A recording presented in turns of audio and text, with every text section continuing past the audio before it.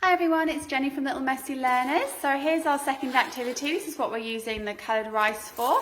I've popped the coloured rice just in a tray here, and the girls are just using some scoops in their fingers and they're filling up some little plastic carrots, which I got from one of the reject shops.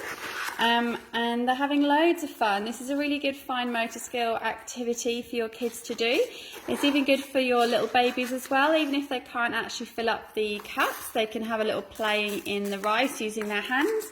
With your little ones, you could encourage them just to swish the rice. They might want to grab it and sprinkle it. It's a really lovely activity, and obviously it's dry, which is nice as well.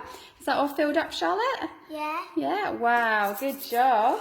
So these little things, it's great for using as shakers as well. They're really clever. How it's just filling up that one there. So that's your second activity, and then I'll show you what we're going to do with these when the kids have all filled them up. See you later.